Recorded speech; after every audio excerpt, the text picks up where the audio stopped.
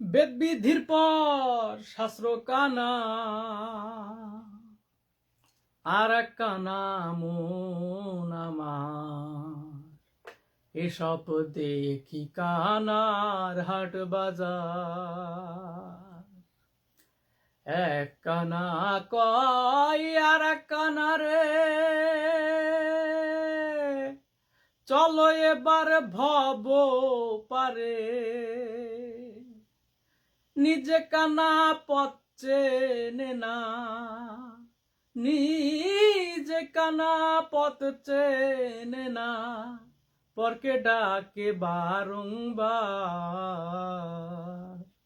এসব দেখি কানার হাট বাজার। পণ্ডিত কানা অহংকারে, মাতবার কানা যুগল করে। পণ্ডিত কানা অহংকারে, সাধু কানা অনবিচারে। আন্দাজে এক খুঁটি গাড়ে, জানে না সীমানাকার। এসব দেখি কানার হাট বাজার। কানাই কানাই হলো মেলা, বোবাতে খাই হাই হাই, বোবাতে খাই রসগোল্লা। তেমনি লালন মদনা কানা, তেমনি লালন মদনা কানা। এসব দেখি কানার হাট বাজার। জয় গুরু। এখন কিছু সময় রাজনীতি নিয়ে একটু আলোচনা করি, কারণ রাজনীতি নিয়ে একটু পড়ালেখা করছিলাম তো ইউটিউব দেখে দেখে, তাই মাথার ভিতর শুধু গুটগুট গুটগুট করে, না বললে নয়। তাই চলুন এখন একটু দেখি। আপনারা অনেকে দাবা খেলা দেখেছেন। দাবা খেলার যে রাজা গুটি, সামনে যদি রানী মন্ত্রী নৌকা হাতি ঘোড়া বড় বড় সৈন্য না থাকে, তাহলে কিন্তু রাজাকে যে কোনো মুহূর্তে কিস্তিমাত করে দেওয়া যায়।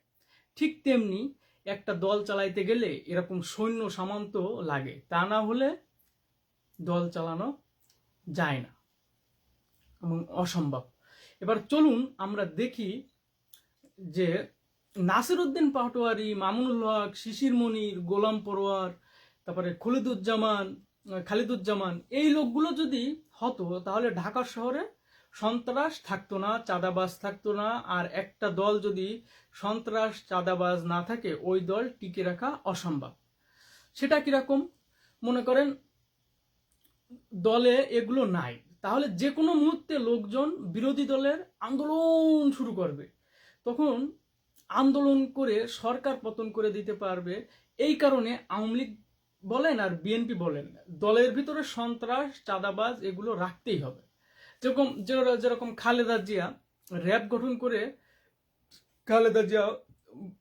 খালেদা জিয়ার ভুল করছিল। কি ভুল দেখেন, জনগণের হৃদয়ে জায়গা নেওয়ার জন্য 2001 সাল থেকে 2006 সাল পর্যন্ত একচেটিয়া সন্ত্রাসকে ক্রসফায়ার দিয়ে দিল। এমনকি বিএনপির নিজেদের দলের ভিতরে যত সন্ত্রাস ছিল সব ক্রসফায়ার দিয়ে দিল। দলকেই সন্ত্রাস মুক্ত করলো খালেদা জিয়া। তারপর সন্ত্রাস ছাড়া খালেদা আর বিরোধী দলের যে আন্দোলন কন্ট্রোল করতে পারে নাই। আর মিছিল মিটিং আন্দোলন কন্ট্রোল করতে না পারলে সরকারি দল টিকে থাকা অসম্ভব। তার মানে আমরা সন্ত্রাস চাঁদাবাজি টেন্ডারবাজি টেন্ডারবাজি ছাড়া দল চালানো যায় না। এই ফাঁকে র্যাবের কাছে মিডিয়ার কারণে মিরপুরের পিচ্চি হেলাল বেঁচে গেল, তাকে ক্রসফায়ার দেয় নাই, জেলে আছে। এখন জেলে থেকেও তিনি বাহিনী চালাইছে, এখন অতি শীঘ্রই মুক্তি পাবে। লোকটা আমার থেকে অনেক সাইজে ছোট, আমার থেকে সাইজে অনেক ছোট।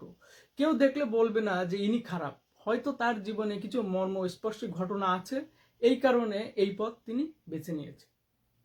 তাই যাই হোক, এটা হচ্ছে একজনের আর কি উদাহরণ দিলাম। সে আবার যদি আসে এবং তাকে যদি দলে না রাখে বা তার সাথে যদি লিয়াজু না করে, আবার ওই ওই এলাকা, ওই মিরপুর এলাকা কিন্তু সে কন্ট্রোল করতে পারবে না। মিরপুরের সেই পিচ্চি হেলাল, অনেকে যারা চেনে তারা হয়তো চিনবে। সে এখন জেলে আছে, হয়তো কিছুদিনের ভিতর মুক্তি পাবে। তা যাই হোক, মূল কথা, তারেক রহমান যে বুদ্ধিদীপ্ত পরিপক্ক হয়েছে, খালেদ মঈনুদ্দিনের প্রশ্নের এক জবাবে বোঝা গেছে যে আপনারা 213 আসন পেয়েছেন কি ইঞ্জিনিয়ারিং করে? তারেক রহমানের সাথে সাথে উত্তর, আমরা জনগণকে কনভিন্স করাটাই ইঞ্জিনিয়ারিং। হুম, জনগণকে সাথে সাথে একটা কমন সেন্সের উত্তর, জনগণকে কনভিন্স করাটাই আমাদের ইঞ্জিনিয়ারিং। হুম, এখন জামাত শিবির এনসিপি 11 দলীয় জোট যদি ক্ষমতায় আসতো তাহলে কি কি ভয়ঙ্কর রূপটা হতো দেখুন। মনে করেন জামাত শিবির 100, এনসিপি এই 11 দল জোট 151 সিট নিয়ে সরকার দল গঠন করলো, আর বিএনপি 149টা সিট নিয়ে বিরোধী দল গঠন করলো। এখন বিএনপি 149 সিটের বিশাল বহর নিয়ে পার্লামেন্ট থেকে এই ওয়াকআউট করলো, মানে পার্লামেন্ট থেকে বাইরে আসলো, যে ওয়াকআউট করে বেরিয়ে আসলো। এবার কয়েক সপ্তাহের মধ্যে হরতাল সরকার পতনের ডাক দিত বিএনপি। সেই আন্দোলনে আওয়ামী লীগ অফিসিয়ালি ভাবে যোগ দিত বিএনপির সাথে, সাথে সাথে যোগ দিত চাম, বাম, রাম, সুদি, মোদি, মিডিয়া, সিনেমা, পাড়া, চরমনাই, জমিয়তি, ফুলতলি, আব্বাসী, তেহারি হুজুর, নিহারি হুজুর, তারপরে কি উদিচি, কুদুর বিচি, হ্যাঁ, তারপর সায়ানট, তারপরে ভজ ঘট, সবাই এই সুযোগে ম্যাঙ্গো পাবলিক বলতো, চাইতো যে পরের দিন থেকে এই দেশের সব রাস্তা 6 লেন হয়ে যাক, পুলিশ সরকারি অফিসাররা ঘুষ খাওয়া বন্ধ করে সব ফেরেস্তা হয়ে যাক, টেসলা এসে ধোলাই খালে বিনিয়োগ করা শুরু করুক, হাসিনা আর হাদি হত্যাকারীকে ইন্ডিয়া থেকে ডান্ডা বেড়ি পরিয়ে এনে বিচারের সম্মুখীন করা হোক, সকাল সন্ধ্যা খালি অনশন, দাবি আর ঘেরাও, গেঞ্জাম আর আন্দোলন আর আন্দোলন।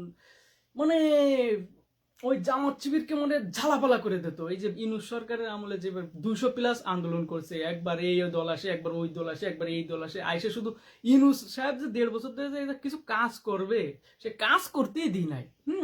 শুধু আন্দোলন আন্দোলন আন্দোলন শুরু হয়ে যেত। এবার আসেন মূল পয়েন্টে। 1 নম্বর পয়েন্ট হলো, তারেক রহমান বিএনপি এবারে ক্ষমতায় আছে, তারেক রহমান প্রধানমন্ত্রী, মাননীয় প্রধানমন্ত্রী। এইবার মাননীয় প্রধানমন্ত্রী হওয়ার পরে তার কয়েকটা দেখেন, এই 10টা, মোট টোটাল 10টা কাজ যদি সে বিচার যদি না করে, 10টা বিচার, তাহলে সে জনগণের ভিতরে যে আস্থা পাবে না। এই 10টা কাজ, 10টা বিচার যদি না করে, তা 10টা বিচার কি কি চলুন আমরা একটু দেখি। 1 নম্বর বিচার যদি তারেক রহমান না করে, যে পিলখানার 17 অফিসার হত্যার বিচার যদি তারেক রহমান না করে। 2 নম্বর ফেলানি হত্যার বিচার যদি তারেক রহমান না করে। 3 নম্বর হচ্ছে সাগররুনির বিচার। 4 নম্বর হেফাজত ইসলামের শাপলা চত্বরের আলেম উলামা হাফেজদের হত্যার বিচার। 5 নম্বর সড়ক আন্দোলনের হত্যার বিচার। 7 নম্বর খালেদা জিয়াকে বাড়ি থেকে বের করে বিনা চিকিৎসায় দিনের পর দিন ধুকে ধুকে মেরে মৃত্যুর কোলে ঠেলে দেওয়ার বিচার। এর সঙ্গে বিএনপির অনেক বড় বড় নেতারাও জড়িত, তাদেরও বিচার করতে হবে তারেক রহমানের। 8 নম্বর বিচার হবে 24-এর আন্দোলনে ছাত্র জনতার হত্যা এবং প্রায় 2000+ ছাত্র হত্যা আর পঙ্গুত্তর, প্রায় 20,000-এর মতো পঙ্গুত্ব বরণ করেছে, তা এদের বিচার যদি না করে। আর 9 নম্বর বিচার হচ্ছে আপনার তারেক রহমান যে মেরুদণ্ড ভেঙে দিছে, এরই বিচার যদি না করে, তাহলে ওই যে বিএনপির ভিতর যে ভালো ভালো তারেক রহমান ভক্ত আছে, তারা কিন্তু মানে মুখ ফিরাই নিবে যে এই বিচার করলো না এত, তাহলে তো আমাদেরও মেরুদণ্ড ভেঙে দিলে এরও বিচার আমরা পাবো না। এটা হচ্ছে 9 নম্বর বিচার। আর 10 নম্বর বিচার, একেবারে লাস্ট বিচার হচ্ছে আপনার, যদি এই হাদি হত্যার বিচার যদি তারেক রহমান না করে, তাহলে জনগণ মানে জনগণের মনের ভিতর তারেক রহমান জায়গা করে নিতে পারবে না। এই কারণে এই 10টা বিচার আপনার ধীরে ধীরে তারেক রহমান করতে হবে। কিন্তু এই 10টা বিচার না করলে ধীরে ধীরে সাধারণ জনগণ তারেক রহমান থেকে মুখ ফিরিয়ে নেবে। কিন্তু সবচেয়ে চ্যালেঞ্জিং বিষয় হচ্ছে, এই বিচারগুলো যখন করবে তখন ইন্ডিয়া হস্তক্ষেপ করবে, আর ইন্ডিয়ার বিরুদ্ধে গিয়ে যখন এইটা বাস্তবায়ন করবে বিচারের, তখন তারেক রহমানের পরিণত হবে জিয়াউর রহমানের মতো হয়ে যাওয়ার সম্ভাবনা আছে এবং হবে। এটাই হবে যদি এই 10টা বিচার আবার বাস্তবায়ন করতে হয়। এদিকে জনগণের মনেও জায়গা নিতে গেলে এই 10টা বিচার করতে হবে, আবার এই 10টা বিচার করতে গেলে তারেক রহমানের আবার জিয়াউর রহমানের মতো পরিণত করে ফেলবে ইন্ডিয়া। এটা ইন্ডিয়া করবে। যাই হোক, এত চাপ প্যারা একদিন পর একদিন আন্দোলন আন্দোলন সম্মুখীন হওয়ার চাইতে জামাত শিবিরের বিরোধী দলে থাকা অনেক ভালো। এবার লাস্ট কথায় আসেন, বিএনপি কি হাজার হাজার কোটি টাকা ইনভেস্ট করে ওই যে ভোট যারা কাউন্টিং করছে, কারচুপি করছে, ইঞ্জিনিয়ারিং করছে, এই করছে অফিসারগুলো কি কিনে ফেলছে? উত্তর না। হাজার হাজার কোটি টাকা দিয়ে ওই অফিসারগুলো কিনে নেয়। সেটা কিরকম? সেটা হলো জামাত শিবির 11 দল ও যদি জোর করে ক্ষমতায় আসতো তাহলে দেশের চাঁদাবাজি, দুর্নীতি, ঘুষ, টেন্ডারবাজি, অন্যায়, অনিয়ম, ধর্ষণ সব মুক্ত হয়ে যেত। তখন এই 16-17 বছরের রেখে যাওয়া আওয়ামী লীগের অফিসারগুলো আর ঘুষ, টেন্ডারবাজি, দুর্নীতি করতে পারতো না। তাদের দুর্নীতি ও ঘুষ এর ব্যবসা বন্ধ হয়ে যাইতো। এই কারণে ওরা স্বেচ্ছায় ভোট কাউন্টিং এর ক্ষেত্রে, লেখার ক্ষেত্রে ইঞ্জিনিয়ারিং করছে, কারচুপি করছে, এবং আপনার এই যাতে আপনার এই ভবিষ্যতে এই দুর্নীতি, টেন্ডারবাজি, ঘুষ নেওয়া বন্ধ না হয়, তাদের ব্যবসা বাণিজ্য যাতে বন্ধ না হয়।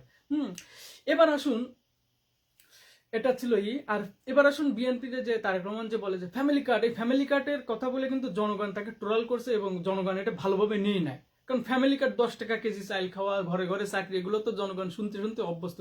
এগুলো ওই ফ্যামিলি কার্ডের যে ফোকাস কথাবার্তা, এটা যদি না বলে তারেক রহমান যদি বলতো যে এরা ফ্যামিলি কার্ড দেওয়ার কারণে আরো মানুষ কর্মহীন পড়বে, যে ফ্রি টাকা দিচ্ছে কার্ডের মাধ্যমে, আমরা যদি ফ্রি টাকা দিই আমি কি আর কাজে যাব? আমি তো ঘরে ঘুমাই থাকবো। কারণ এটা না করে তারেক রহমান যদি বলতো যে আমি 64টি জেলায় 64টা গ্রুপ কোম্পানি করব, বিশাল বড় বড় গ্রুপ কোম্পানি করা হবে, এই কোম্পানিতে প্রায় কম করে হলো 64 লাখ মানুষ চাকরি করবে। এটা একটা গ্রুপ কোম্পানি, কিন্তু বিশাল বড় বড় একটা কোম্পানি নিয়ে, প্রায় 15-20টা কোম্পানি নিয়ে কিন্তু একটা গ্রুপ কোম্পানি হয়। হ্যাঁ, এই বিশাল বড় বড় গ্রুপ কোম্পানিতে প্রায় 64 লাখ মানুষ যখন চাকরি করবে, এবং 64টা জেলায় 64 লাখ ছড়ায় যাবে, একেবারে গ্রাম পর্যায়ে পর্যন্ত ওই কোম্পানি চলে যাবে। ওই গ্রাম পর্যায়ের লোকজন যার যার এলাকার লোক চাকরি পাবে। এই 64 লাখ যখন চাকরি পাবে 64টা গ্রুপ কোম্পানির মাধ্যমে, তখন আপনার অটোমেটিক ওই বেকারত্ব দূর পাবে এবং জনগণ এটা ভালোভাবে নেবে। আমি যদি তারেক রহমান হতাম, ঠিকই আমি এটা ডিক্লেয়ার দিতাম, এটা বাস্তবায়ন করতাম। আর এটা বাস্তবায়ন করা আহামরি কোনো ব্যাপার না। আমার জেলায় আমার একটা দিক কোম্পানি, যে তুই একটা কোম্পানি চালা, কর, আমার দ্বারা কোনো বিষয় না একটা কোম্পানি চালানো। আমার অভিজ্ঞতা আছে কোম্পানিতে কামলা দিতে দিতে, অভিজ্ঞতা হয়ে গেছে কিভাবে একটা কোম্পানিতে ডেভেলপ করা যায়, কিভাবে কাজ করা যায়, কিভাবে ম্যানেজমেন্ট করতে হয়, কিভাবে কারের কোন যায় কিভাবে দিয়ে সেট আপ দিতে হয়, এগুলো আমার মানে মোটামুটি ধারণা আছে। মানে যা মাথার ভিতর আছে ওই দিয়ে আমি একটা কোম্পানি চালাই দিতে পারবো। তা আমার মতো সাধারণ একটা মানুষ যদি এরকম সাহস নিয়ে যদি পারে, তাহলে বিএনপির ভিতর তো এরকম হাজার হাজার লক্ষ লক্ষ এরকম মেধাবী আছে না, ব্যবসায়ী আছে না, তাকে দিয়ে এভাবে কোম্পানি চালাতো। এর চেয়ে আমি যদি তারেক রহমান তাহলে এটা করতাম। যাই হোক, আল্লাহ যা করেন ভালোর জন্যই করেন। বিএনপিও আস্তে আস্তে যদি এই স্বৈরাচারে পরিণত হয়, দর্শন, খুন, গুম, চাঁদাবাজি, টেন্ডারবাজি, দুর্নীতি, অনিয়ম, এর বিরুদ্ধে যদি কঠোর থেকে কঠোর ব্যবস্থা না নেয়, এবং তখন ছাত্র জনতা আবার 24-এর মতো রক্ত দেওয়া লাগবে। এবং মানে ওই আস্তে আস্তে আস্তে আস্তে জনগণ ক্ষিপ্ত হয়ে 10-15-20 বছর পর আবার ওই বিশাল আন্দোলন হবে এবং অনেক ছাত্র জনতা হবে, মানে ওই 24-এর মতো প্রাণহানি হবে। এখন ছাত্র জনতা, এখন আমার যা মনে হয় আল্লাহর প্ল্যান, কি প্ল্যান দেখেন, যে আওয়ামী লীগরা যেভাবে ছাত্র জনতার মাধ্যমে আওয়ামী লীগরা যেভাবে বিতাড়িত করছে এবং সম্মাননী করছে, ঠিক সেম কাজটা বিএনপির ক্ষেত্রেও আল্লাহ করবে বলে আমার মনে হচ্ছে। তবে আমার মনে হয় তারেক রহমান সেক্ষেত্রে যথেষ্ট পদক্ষেপ নেবে যাতে জনগণের হৃদয়ে আস্থা অর্জন করতে পারে। বিএনপির সবচেয়ে ফার্স্ট ক্লাস নেতা পাইছে কিটা জানেন? লুৎফুজ্জামান বাবর, এ হচ্ছে একটা ফার্স্ট ক্লাস নেতা। আর একজন হচ্ছে আপনার ওই আগের যে শিক্ষামন্ত্রী ছিল, ওই হেলিকপ্টার দিয়ে স্যারদের ধরে নিয়ে আসতো, নকল বন্ধ করেছিল, বিশাল মিলন স্যার, উনি যদি এই দুইটা লোকই বিএনপির ভিতর এই দুইটা লোকই পাইছে হচ্ছে আপনার সবচেয়ে ফার্স্ট ক্লাস এবং সবচেয়ে ভালো স্মার্ট নেতা। মানে এ মনে করেন এ কি করবে জনগণের একেবারে কলিজার ভিতর জায়গা করে নেবে। এবং আমিও ইনাকে দুজন অনেক আগেতে ফলো করি এবং আমার অনেক প্রিয় নেতা, অনেক ভালোবাসি তাদের। কিন্তু আর যাই নেতাগুলো আছে চোর বাটপার, সব চোর চোর বাটপার, এই যে ঋণ খেলাপি মেলাপি নিয়ে তারপরে ইমোতে ভিডিও এই যে ইমোই কাজ করে, এই সমস্ত নেতাকর্মী তো অনেকগুলো আছে। তারপরে 16-17 বছরে তো আপনার কোনো আন্দোলন বড় বড় সরকার ফেলাইতে পারে নাই, পতন ঘটাইতে পারে নাই। সরকার পতন করতে পারে নাই, কি করবে? এই বিএনপি তো বড় বড় মাথায় বড় বড় নেতাকে কারণেই এই স্বৈরাচার শেখ হাসিনারে তারা এককভাবে পতন করতে পারে নাই। এই কারণে এইগুলোর দল থেকে ছাঁটাই দিয়ে একেবারে বিএনপির যে কর্মী গ্রাম পর্যায়ে যে কর্মী আছে, ছাত্র দলের মল যা আছে, যুব দলের, এইখান থেকে লোক নিয়ে আসতে হবে, ভালো ভালো স্মার্ট লোক আইনে দল গঠন করে সুন্দর করে দেশ চালাতে হবে। তাইলে আর কি জনগণের মনে আস্থা নিতে পারবে এবং দেশও উন্নয়ন করতে পারবে। আর মানে এরকম লুৎফুজ্জামান বাবর, তারপরে এই যে মিলন স্যার শিক্ষামন্ত্রী, ইনাদের মতো লোক লাগবে, ইনাদের মতো স্মার্ট লোক লাগবে। তাইলে হচ্ছে দল শক্তভাবে চালাইতে হবে এবং অনেক কিছু করতে পারবে এবং অনেকদিন ক্ষমতায় টিকে রাখতে পারবে। আর তা না হলে দেখবেন যে 1-1.5 বছরের মাথায় যে হাদি কইছে না, 2 বছরও দেশ সরকার রান করাইতে পারবে না। ঠিক হাদির কথাই বাস্তবায়ন হয়ে যাবে দেখবেন, যদি আমার এই কথাগুলো যদি আপনার না বাস্তবায়ন হয়। তা যাই হোক, আজকে এই রাজনীতি বিষয়টা মাথার ভিতর গিটগিট করছিল, তাই আপনাদের একটু জানালাম। এইটুকু আজকে এই পর্যন্ত। তা আমি অনেক একটু ব্যস্ত আছি, একটু বাইরে যাবো। তো যাই হোক, ভালো থাকবেন, সুস্থ থাকবেন, আল্লাহ হাফেজ।